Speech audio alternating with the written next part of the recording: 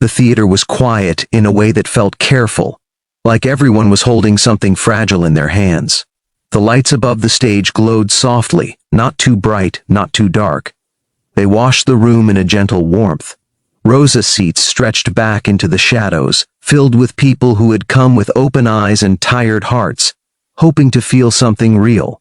On the stage, the microphone stood alone, waiting. Behind the judge's desk, Simon Cowell sat with his hands folded, his face calm but distant, as if his thoughts were somewhere far away. Heidi Klum smiled politely. Howie Mandel leaned forward with curiosity, and Sofia Vara rested her chin on her hand, relaxed but alert. Backstage, a young Filipino boy stood very still. His name was Miguel. He was small for his age, with narrow shoulders and shoes that looked a little too worn for a stage this big.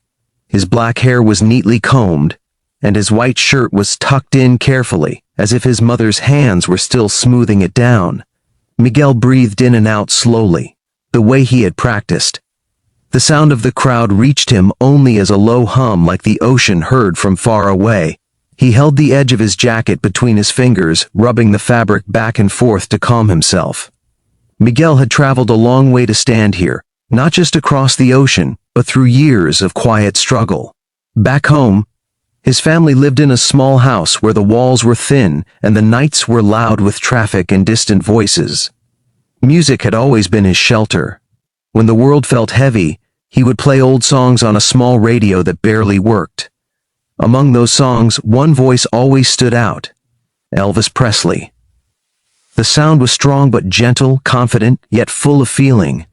Miguel did not understand every word at first, but he understood the emotion. It made him feel less alone. He had learned to sing by copying what he heard. No lessons, no fancy equipment, just practice and patience. Sometimes neighbors would stop and listen outside the window. Sometimes they would smile. Sometimes they would shake their heads in surprise. Miguel never thought much about being special. He only knew that singing made the tight feeling in his chest loosen. It made his days feel brighter, even when money was short and worries were many. A stage assistant stepped closer and spoke softly. It was time. Miguel nodded, though his heart was beating fast.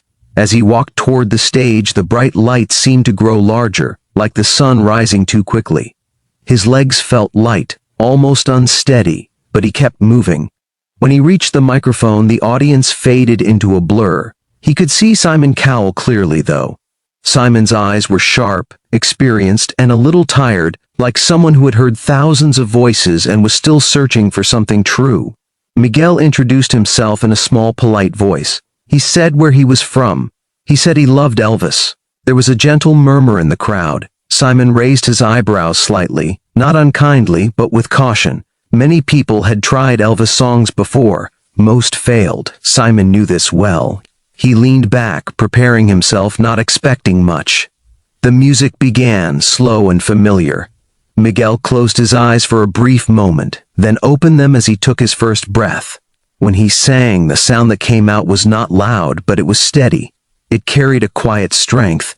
The accent was there, but it did not distract. It added something honest.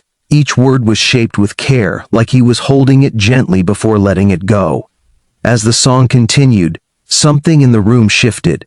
People leaned forward without realizing it. His smile softened. Howie's playful expression faded into focus. Sophia's eyes widened slightly, her lips parting in surprise. Miguel was not copying Elvis. He was honoring him. He sang with respect, but also with his own feeling, his own story hidden between the notes. Simon sat very still. At first, he watched like a professional, analyzing tone and timing. But slowly, his expression changed. The song touched a place he did not expect. It reminded him of earlier days, of risks taken, of believing in raw talent before it was polished. Miguel's voice was not perfect, but it was real. And real was rare. Halfway through the song, Miguel's hand stopped shaking. His shoulders relaxed. He felt the music carrying him like a gentle current. He thought of his family watching from home, gathered around a small screen. He thought of the nights he sang quietly so he would not disturb the neighbors. He poured all of that into the song, not pushing, not holding back. By the final note, the room was silent, the kind of silence that feels full, not empty. Miguel opened his eyes and looked out at the audience. For a moment, no one moved. Then the applause came, slow at first, then growing louder. People stood up. Some wiped their eyes. Miguel bowed his head slightly, overwhelmed. Simon Cowell did not clap right away. He looked down at the desk, his jaw tight. When he looked up again, his eyes were wet. He took a breath, trying to steady himself. The audience noticed, and the room grew quiet again.